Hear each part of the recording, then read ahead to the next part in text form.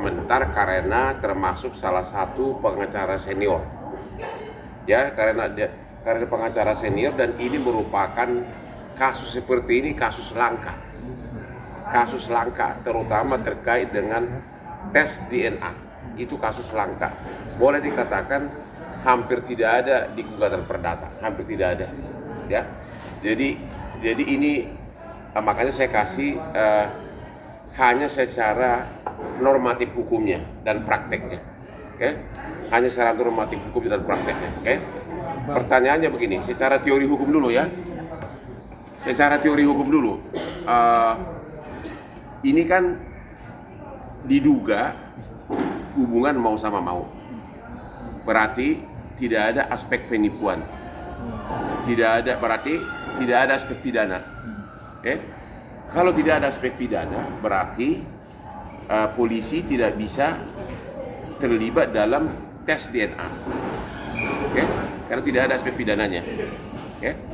Nah, kalau ada aspek pidananya, memang lebih menguntungkan cewek, karena polisi punya kekuatan power untuk mengharuskan tes DNA secara pidana.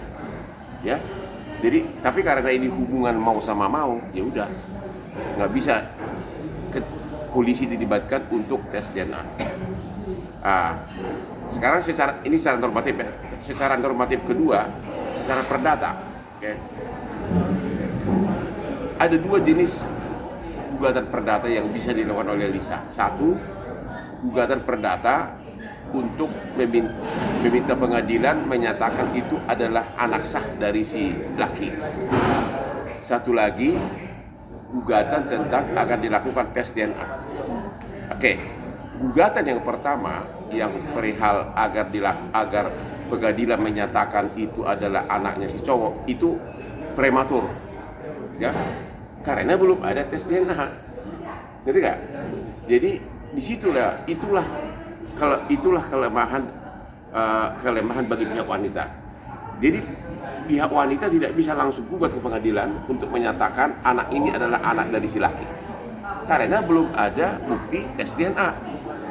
Chatting-chattingan, hubungan mesra, hubungan check-in di mana, itu bukan tidak membuktikan bahwa itu adalah anak.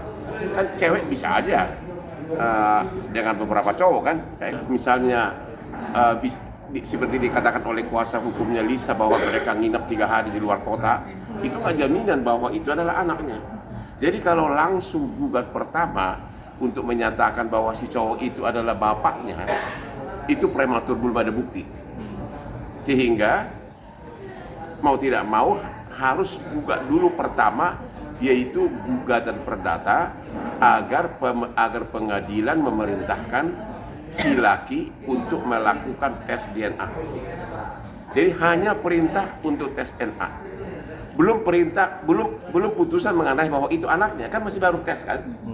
Cuma tes DNA, perintah pengadilan tentang tes DNA, kalau tidak ada sanksinya itu sia-sia, karena di Indonesia ini tidak dikenal contempt of court. Artinya gini, orang yang tidak mematuhi hukuman putusan perdata tidak ada sanksinya. Jadi agar putusan pengadilan yang memerintahkan untuk menyatakan menghukum si laki melakukan tes DNA harus ada juga dalam gugatan itu, dengan syarat apabila si laki tidak mau melakukan tes DNA maka dikenakan denda misalnya 1 miliar sehari. Itu boleh secara perdata. Jadi perjuangan si wanita panjang.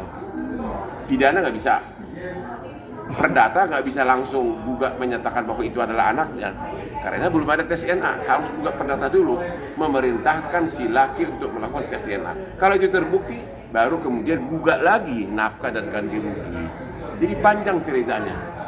Kalau sampai terbukti, sangat merugikan si cowok, karena berakibat bukan hanya tanggung jawab sebagai bapak, sebagai ganti rugi, warisan. Hati-hati loh, karena menurut putusan Mahkamah Konstitusi, anak di luar hubungan nikah kalau bisa dibuktikan DNA-nya sama, haknya warisannya penuh sama dengan anak sah. Nah, sekarang dari segi istri, seorang istri ya secara normatif bisa melaporkan si pacar dan si suami perzinahan. Cuma si suami harus ikut kena. Nah, kalau si istrinya sama si suami pintar, bikin deal sambil ngobrol-ngobrol di kamar, yaudah deh, gue laporin lu deh. Tapi nanti tujuannya agar memaksa si cewek berdamai, ya kan? Karena kalau udah tersangka kan, di BAP kan dia pusing kan. Nanti kalau sudah dia nyerah, kita cabut laporan, bisa juga begitu. Nah, jadi ini semua permainan catur ini semua segi bisa.